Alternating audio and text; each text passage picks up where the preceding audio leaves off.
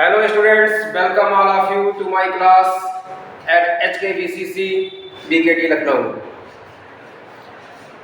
मैं हूँ प्रसाद त्रिवेदी और आपको पढ़ाऊंगा मैथमेटिक्स ऑफ क्लास 12। तो शुरू करते हैं।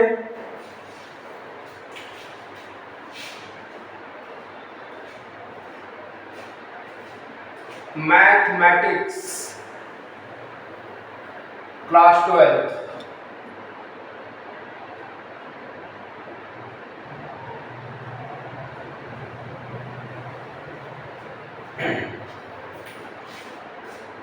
क्लास 12 की मैथमेटिक्स में टोटल 13 चैप्टर्स हैं। Relation and function,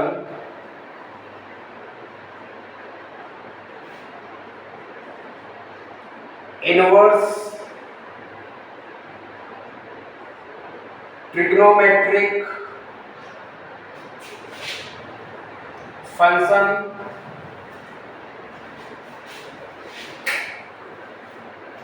matrices,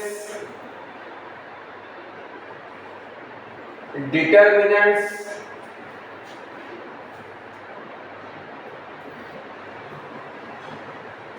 continuity and differentiability,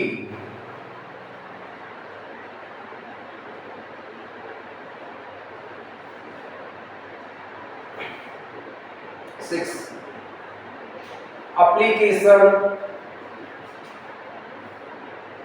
of derivative,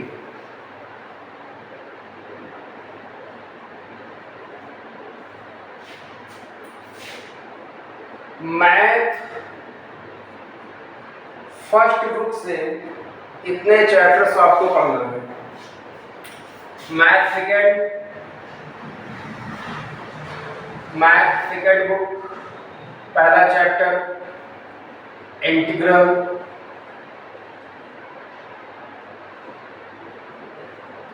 application of integral, differential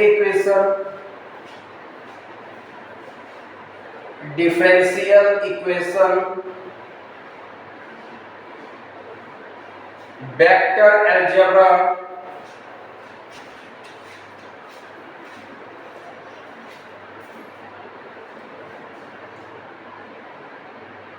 three dimensional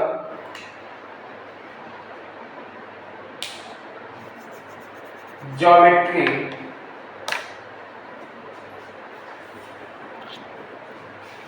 linear programming and seven chapter last, probability.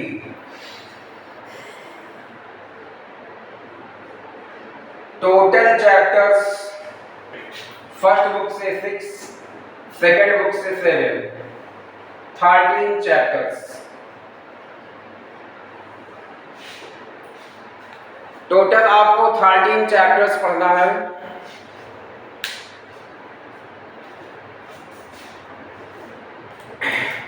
एक बार मैं रिपीट कर देता हूं। मैथ फर्स्ट से पहला chapter relation and function, second inverse trigonometric function, third chapter is matrices, fourth is determinants, fifth is continuity and differentiability and sixth is application of derivative.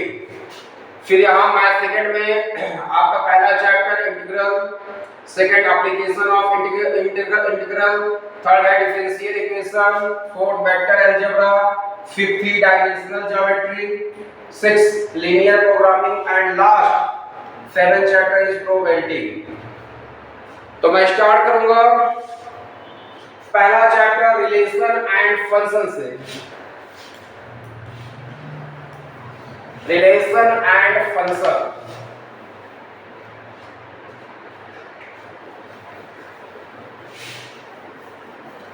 जल्दी जल्दी जितने भी स्टूडेंट्स हैं लाइव आ जाए हमारे चैनल पे। हमारा चैनल है प्रसाद MW।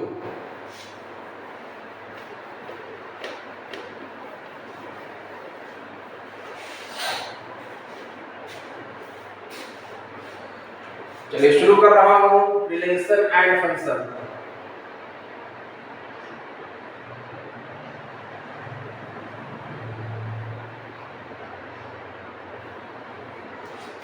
पहले आपको समझना है व्हाट इज रिलेशन। रिलेशन क्या है? अपने डेली लाइफ में रिलेशन एक कॉमन वर्ड है। भाई बहन के बीच में एक रिलेशन, भाई भाई के बीच में, दोस्तों के बीच में, हर प्रकार से एक रिलेशन को डिफाइन किया गया है। लेकिन यहाँ मैथमेटिक्स में हम रिलेशन डिफाइन करेंगे between two non empty sets. ध्यान रखना कि एम्पटी सेट के बीच में कभी भी रिलेशन डिफाइन नहीं होता है। रिलेशन ऑलवेज डिफाइन होगा नॉन एम्पटी सेट के बीच में। टाइप्स ऑफ रिलेशन में आपको पढ़ाऊंगा कि टाइप्स ऑफ रिलेशन में एम्पटी रिलेशन होता है, लेकिन रिलेशन एम्पटी सेट में डिफाइन नहीं होगा। चलिए सबसे पहले इसकी डिफिनेशन जान लीजिए।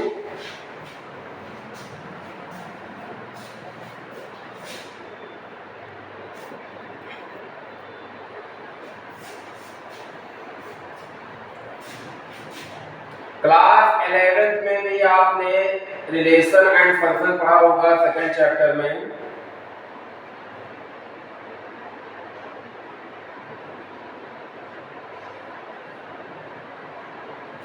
लेकिन वहां पे रिलेशन को डिफाइन किया गया, फंक्शन डिफाइन किया गया, टाइप्स ऑफ फंक्शन बताया गया। लेकिन यहाँ पे अब रिलेशन जो है थोड़ा सा एडवांस में है। तो जो मैं डिफिनेशन दे रहा हूँ तो क्लास 11th लेवल का ही रहेगा, और थोड़ा सा 2-4 पॉइंट हम एक्स्ट्रा इसमें इन्वॉल्व कर देंगे, क्लास 12 के लेवल से डिफाइन कर देंगे रिलेशन को।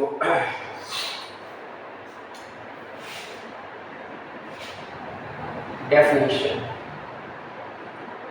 If A and B are two non-empty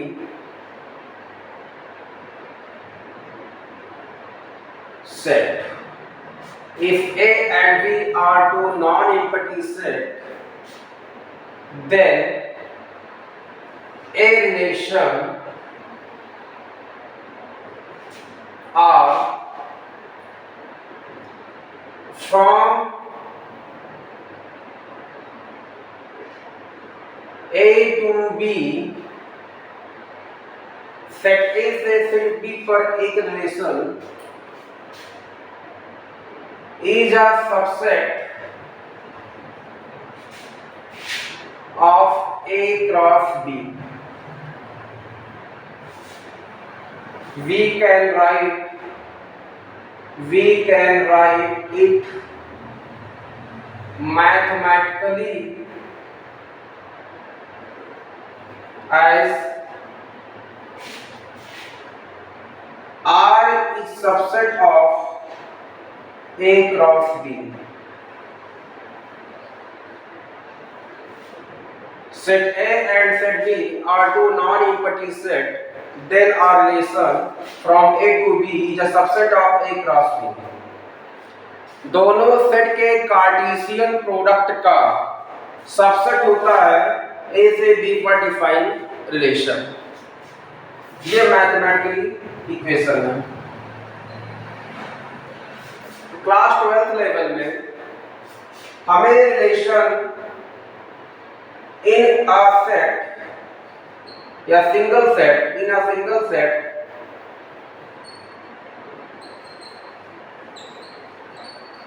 define करना होगा। सिंगल सेट है सपोज कर लिए, उस पर डिफाइन करना है। मतलब एक ही रिलेशन को एक ही सेट में हमें डिफाइन करना है। अब क्लास 12th में हमें दो सेट नहीं लेना रहेगा, और वहीं से हमें टाइप्स ऑफ रिलेशन को भी डिफाइन करना होगा। चलिए इसको नोट कर लीजिए, डेफिनेशन है। एक बार ध्यान दीजिए कि set A and set B are two non empty set. Relation के केस में दोनों सेट को नॉन एम्पटी होना चाहिए ऑलवेज। एम्पटी सेट के बीच में रिलेशन डिफाइन नहीं होगा, सेट हमेशा नॉन एम्पटी होगा। चलिए टाइप्स ऑफ रिलेशन में चलते हैं। Relation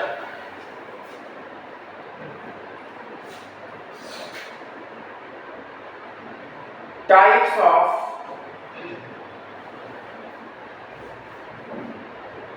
relation, types of relation.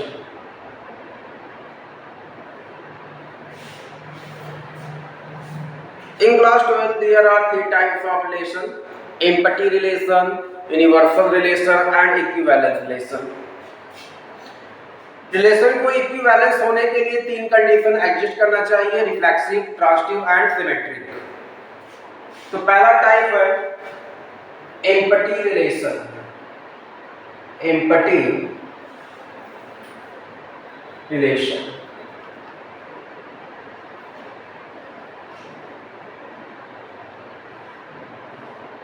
एक बार ध्यान देना स्टूडेंट्स कि हमने कहा है कि रिलेशन एम्पैथी सेट पर डिफाइन नहीं है, लेकिन टाइप्स ऑफ रिलेशन में एम्पैथी रिलेशन है। तो व्हाट इज एम्पैथी रिलेशन? पहले इसको मैं डेफिनेशन आपको समझा दूं इसकी कि let A B a non empty set. A relation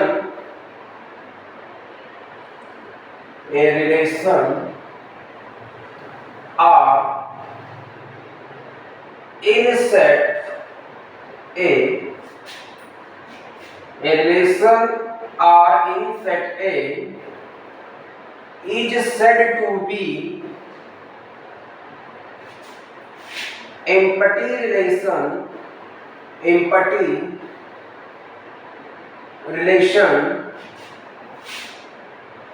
if no element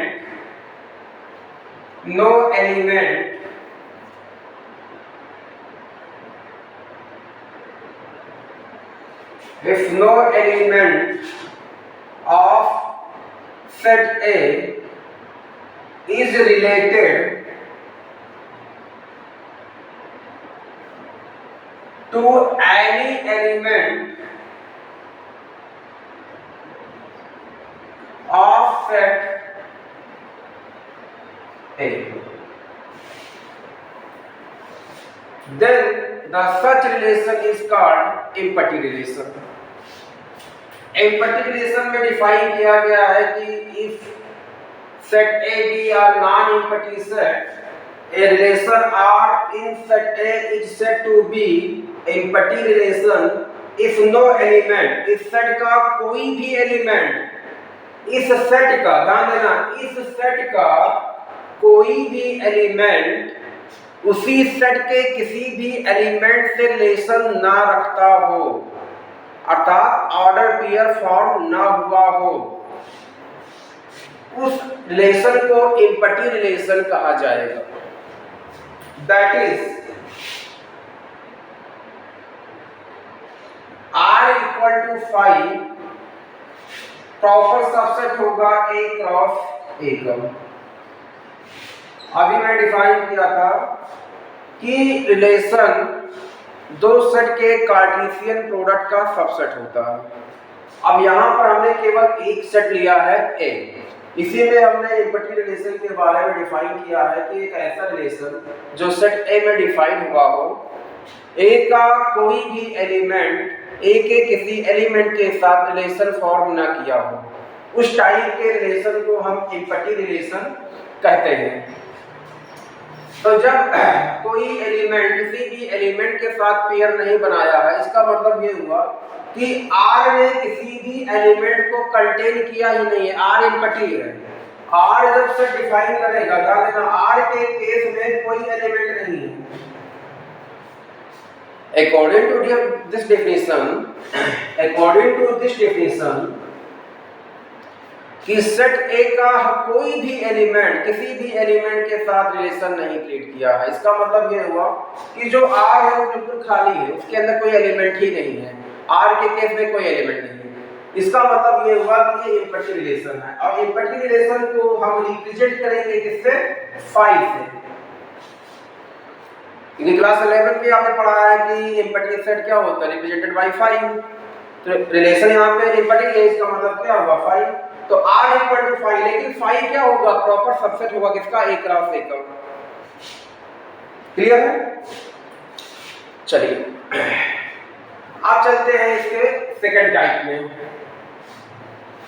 इसको जल्द से नोट कर लीजिए।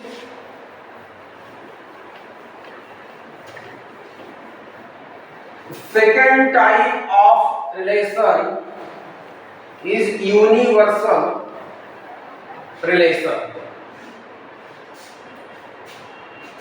Second type of relation is universal relation. Universal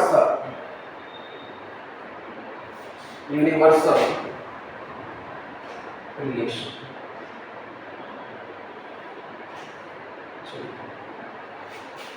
अब मैं इसकी डेफिनेशन समझाता हूं कि what is universal relation. If A be a non-empty set,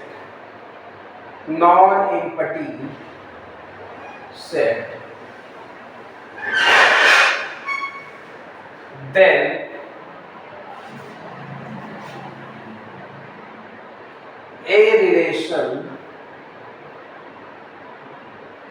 R in set A is called universal relation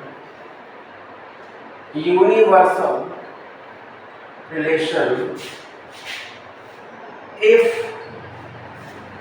each element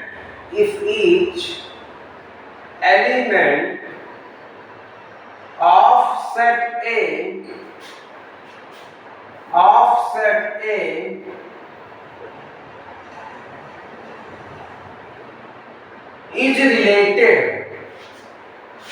is related to every element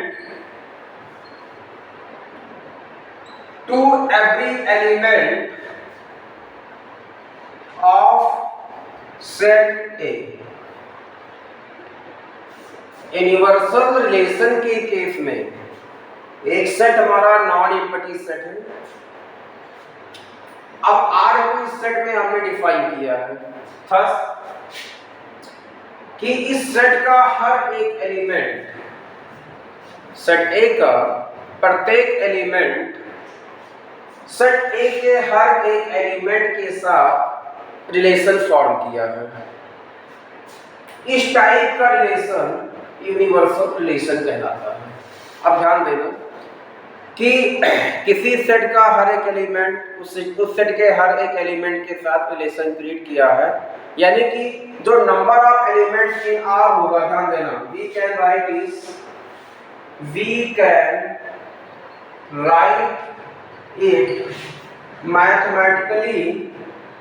mathematically as set A का each element set A के every element के साथ relation form हुआ है।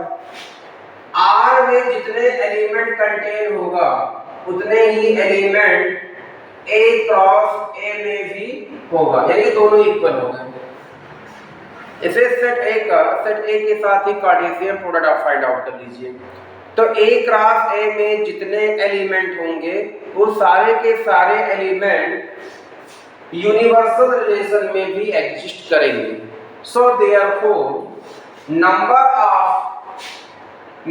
Of element in set R equal to number of element in A cross A। A का Cartesian product A के साथ जितना एलिमेंट कंटेन करेगा सारे एलिमेंट R में एग्जिस्ट है। तो such type relation is called universal relation. ध्यान देना एक बार फिर कि यूनिवर्सल के केस में किसी सेट का हर एक एलिमेंट उस सेट के हर एक एलिमेंट के साथ रिलेशन फॉर्म करता हो, कोई भी एलिमेंट लेफ्ट ना हो। अगर कोई भी एलिमेंट बच गया, इसने रिलेशन को फॉर्म नहीं किया है, तो वह रिलेशन यूनिवर्सल रिलेशन नहीं होगा। ध्यान रखना कि कोई सेट ए है नॉन एम्प्टी, उसमें हमने आर को डिफाइन किया रिलेशन, तो आर में सारे के सारे वही एलिमेंट होंगे जो ए क्रॉस ए में है। आर में वो सभी एलिमेंट्स होंगे जो ए क्रॉस ए में है। क्लियर है बात? चलिए अब इसका समझ लें थर्ड टाइप।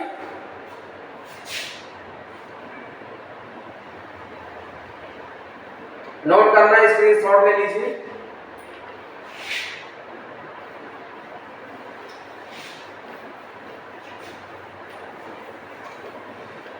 थर्ड टाइप छोटा सा है, प्यारा सा है, क्यूट सा है और बहुत ही आसानी से समझ में आने वाला है।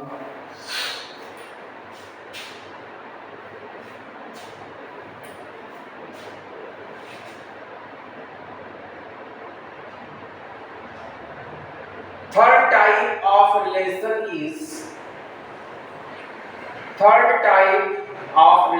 is equivalence relation.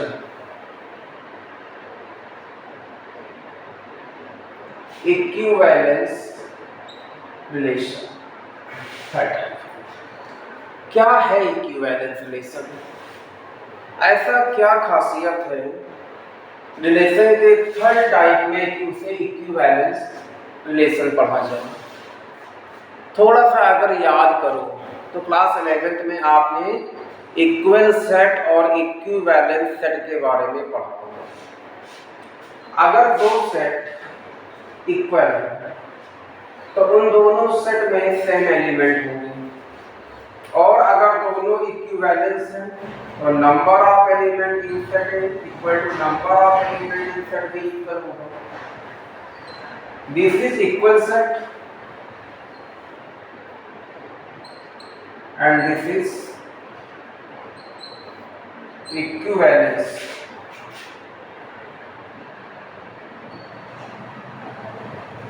set।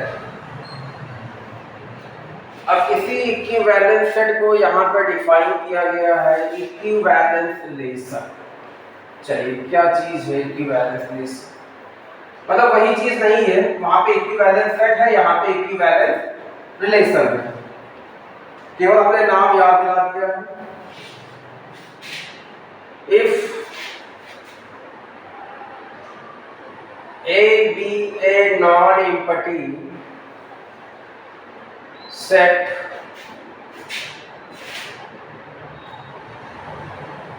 then our relation R in set A is said to be equivalence relation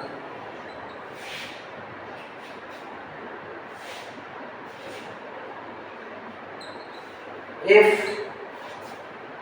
R is reflexive, symmetric and transitive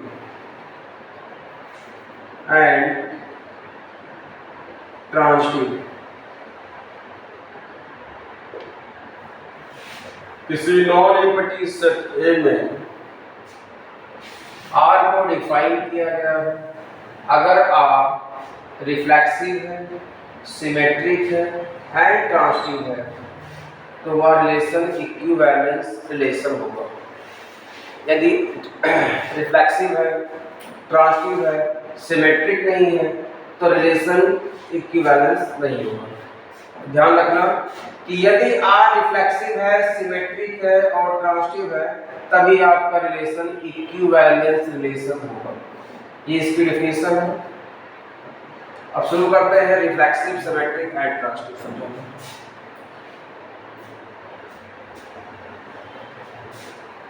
तो 5 मिनट्स और चलेगा।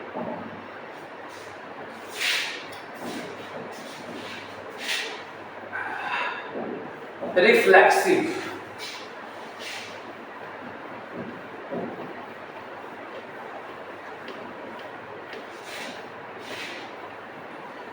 चलिए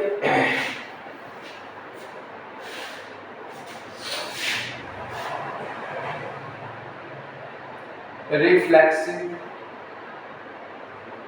सिमेट्रिक एंड ट्रांजिटिव।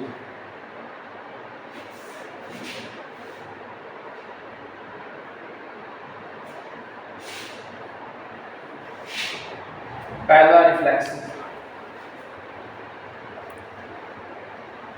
यदि R रिफ्लेक्सिव है तो A comma A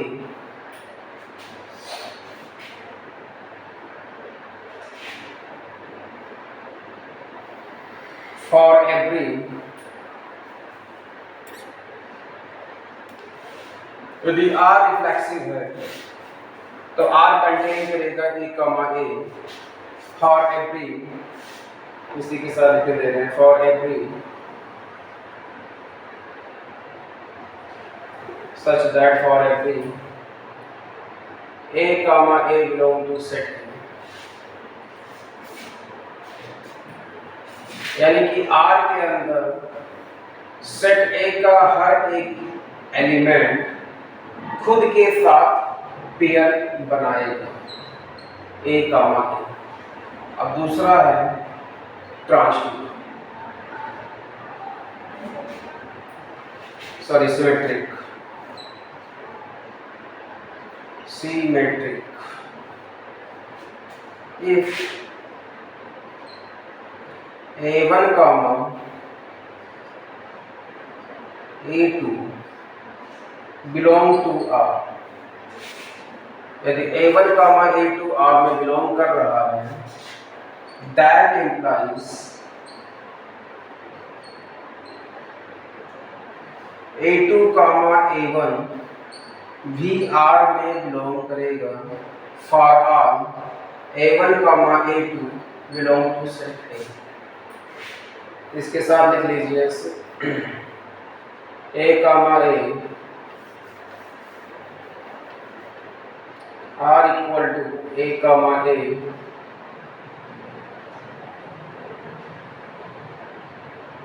A comma A belong करेगा R में for every A belong to set A।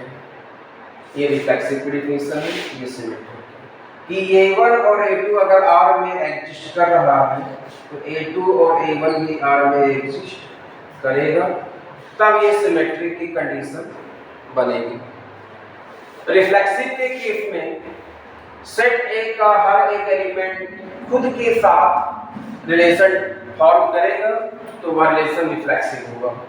अब इसका थर्ड टाइप है ट्रांजिटिव। ट्रांजिटिव भी देख लो, इसके बाद एक छोटा सा क्वेश्चन सॉल्व करा दो। ट्रांजिटिव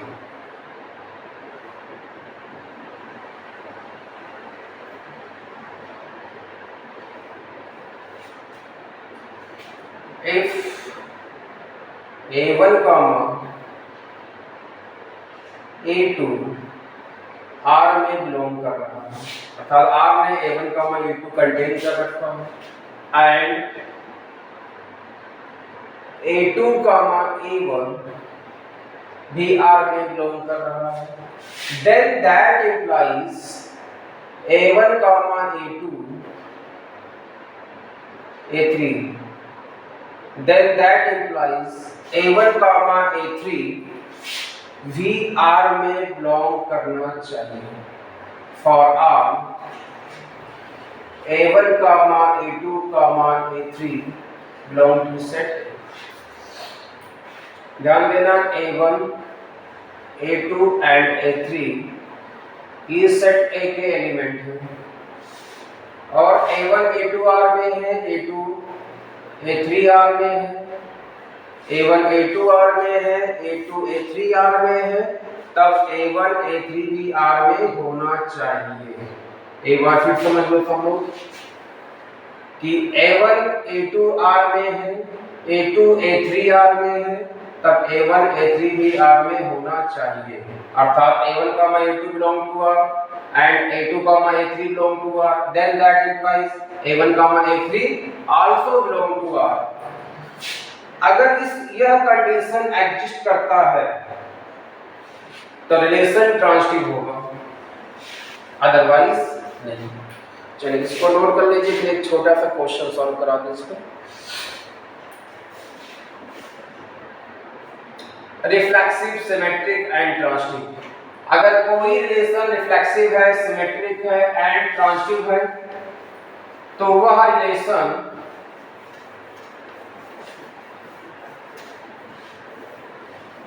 इक्विवेलेंट रिलेशन होगा।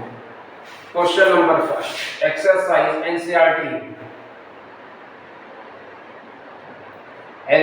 सिलेबस से एक्सरसाइज 1.1 का पहला क्वेश्चन ले रहा हूं। check whether that कि सेट ए ने एलिमेंट कंटेन कर लिया 1, 2, 3, dot dot 14। Check whether that R in set A is reflexive, symmetric and transitive. Defined as R defined है x, y such that 3x minus y equal to 0. 3x minus y equal to 0। ये question चलिए solve करते हैं इसको। Condition है, हमें निकालना है, फाइंड आउट करना है R कि R के अंदर कितने element. Based on the given condition 3x minus y और x y बिलोंग करेगा सेट A में। x y जो भी चूज करना है सेट A से चूज करना है। अगर x की वैल्यू 1 ले तो y की वैल्यू 3 होगी, तभी 0 आएगा। x equal to 1 and y equal to 3, 3 1 जा 3, 3 माइनस 3 इक्वल टू 0। तो पहला पेयर बना 1, 3 का। सेकंड पेयर x की वैल्यू 2 ले तो 3 2 जा 6, 6 माइनस 6 2, 6। थर्ड पेयर बनेगा 3 3 जा 9, 3, 9 एंड 4 3 जा 12 तो 4, 12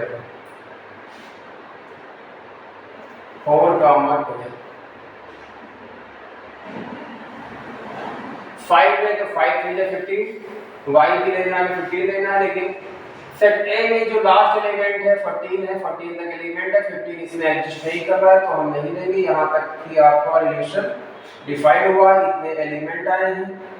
अब चेक करना है कि डिफाइंड रिलेशन रिफ्लेक्सिव है, सिमेट्रिक है और ट्रांजिटिव है कि नहीं है। चलिए सबसे पहले चेक करेंगे कि क्या ये रिफ्लेक्सिव है। तो रिफ्लेक्सिव के लिए हमें कंडीशन बताया है कि इफ A, A R में बिलोंग कर रहा है, for every A belong to set।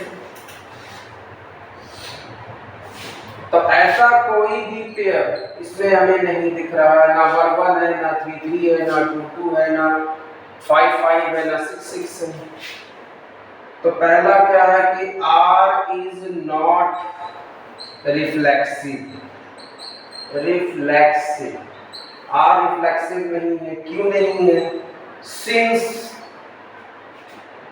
1, 1 ध्यान देना, ये सारे एलिमेंट फॉर एवरी एलिमेंट, हर एक एलिमेंट खुद के साथ रिलेशन क्रिएट नहीं किया है। 1, 1 2, 2 3, 3 dot dot dot 14, 14 does not belong to set R। इस टाइप का एलिमेंट R में बिलोंग नहीं कर रहा है, ना 1 1 है, ना 2 2 है, ना 3 3 है, ना 4 4 है, ना 5 5 है, dot dot dot so R ना 14, 14 है। तो फॉर एवरी की बात हो रही है कि अगर रिफ्लेक्सिव है तो सेट A का हर एक एलिमेंट खुद के साथ पेयर बनाना चाहिए, लेकिन ऐसा कोई कंडीशन यहाँ पे एग्जिस्ट नहीं हुआ है। तो लास्ट में यही कहूंगा कि आर रिफ्लेक्सिव नहीं है। क्यों नहीं है? क्योंकि इस टाइप के रिलेशन आर में एग्जिस्ट नहीं किया है। चलिए, तो आर तो रिफ्लेक्सिव नहीं है। अब चेक करेंगे कि क्या ये सिमेट्रिक है।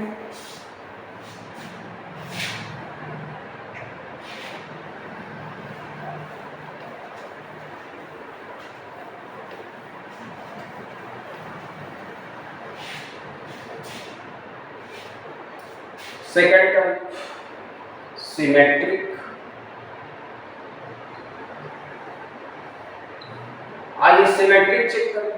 सिमेट्रिक में क्या होता है कि इफ A1,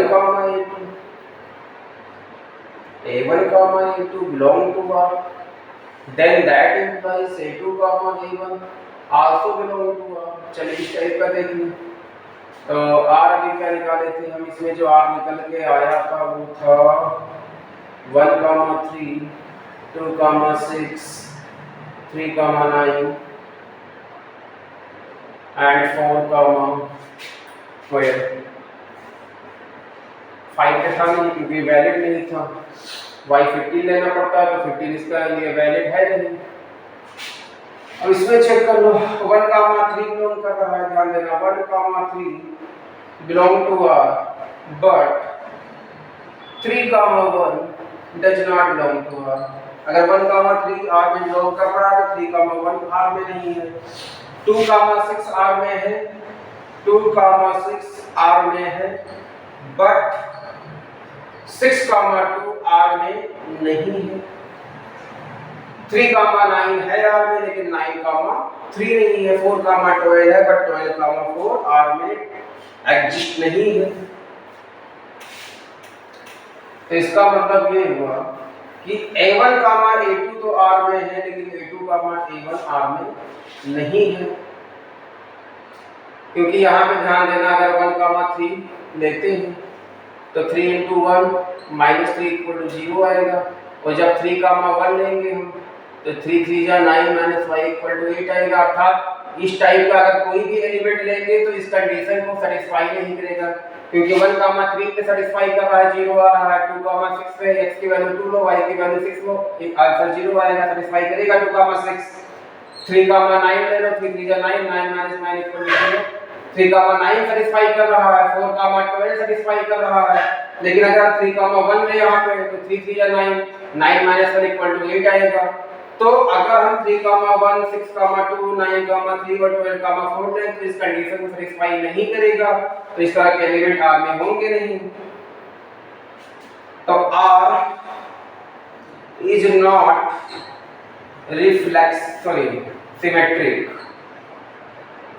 सिमेट्रिक, क्योंकि R में जो भी एलिमेंट्स है सिमेट्रिक की कंडीशन को सेटिस्फाई नहीं कर रहा है। For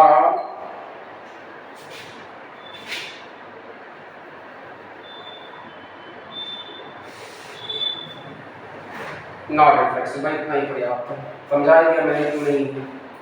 अब लास्ट में एक कंडीशन हमारा बचा है ट्रांजिटिव। चलिए ट्रांजिटिव देखते हैं इसके बाद। अब R ना तो रिफ्लेक्सिव है ना तो सिमेट्रिक है। चेक कर लेते हैं क्या ट्रांजिटिव है।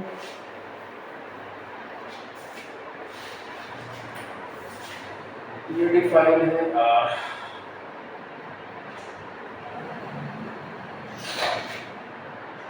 R का एलिमेंट है 1, 3, 2, 6 और 3, 9 एंड 4, ये R में है। चेक करेंगे ट्रांजिटिव।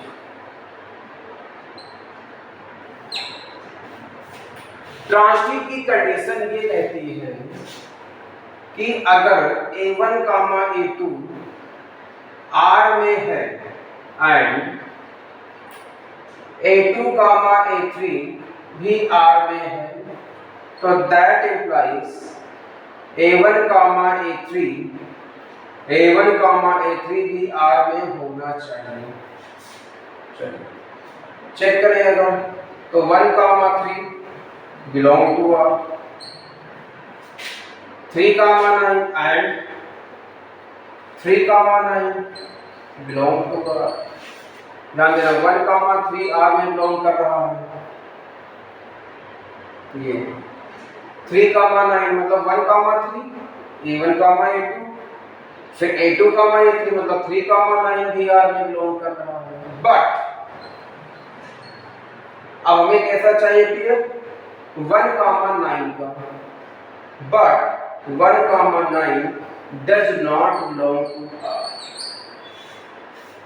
1,3 R में, 3,9 R में, लेकिन 1,9 R में नहीं।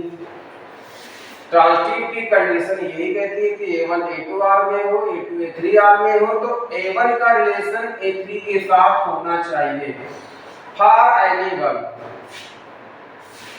तो किसी भी एक एलिमेंट के लिए कंडीशन सेटिस्फाई कर जाएगा। अगर मान लो 1,3 है, 3,9 है, तो अगर 1,9 एग्जिस्ट करता तो ट्रांजिटिव होता, भले ही 2,6 और 4,12 के लिए वैलिड न होता, लेकिन अगर इसके लिए वैलिड हो जाता 1,3, 3,9 एंड 1,9 होता तो R ट्रांजिटिव होता, लेकिन ऐसा एलिमेंट नहीं है। सो लास्ट में यही कहूंगा कि R is not transitive, R transitive भी नहीं है। अब ये बताओ स्टूडेंट्स कि क्या R इक्विवेलेंस है? तो इक्विवेलेंस रिलेशन होने के लिए रिफ्लेक्सिव होना जरूरी है। पहला रिफ्लेक्सिव, दूसरा सिमेट्रिक और तीसरा ट्रांजिटिव। अगर कोई रिलेशन ये तीनों कंडीशन को सेटिस्फाई करता है तो वह रिलेशन इक्विवेलेंस होगा। लेकिन ये क्वेश्चन जो मैंने सॉल्व कराया है इसमें डिफाइन ना रिफ्लेक्सिव है, ना सिमेट्रिक है, ना ट्रांजिटिव है, तो ये इक्विवेलेंस रिलेशन होगा नहीं होगा। अतः चेक करना था कि क्या ये इक्विवेलेंस है, तो R is not equivalence relation. अगर इन तीनों कंडीशन में कोई एक भी कंडीशन फेल हो जाए तो वह रिलेशन इक्विवेलेंस नहीं होगा, जब तक तीनों सेटिस्फाई ना हो। चलिए आज मैंने क्वेश्चन भी करवा दिया। तो कैसा लगा? अगर अच्छा लगा हो तो फैला दो वीडियो को, मचा दो गर्दा, और हमारे चैनल पे नए हो तो सब्सक्राइब करो और बेल आइकन दबाओ जिससे आने वाली वीडियोस की नोटिफिकेशन सबसे पहले आप तक पहुंचे। और मैं कोशिश करूंगा कि एनसीईआरटी मैथ का पूरा 13 चैप्टर्स के नोट्स सॉल्यूशन सब आपको मैं प्रोवाइड करा दूं, जिससे आपका बोर्ड का एग्जाम बहुत अच्छे से क्लियर हो जाए। ठीक है स्टूडेंट्स, जय हिंद।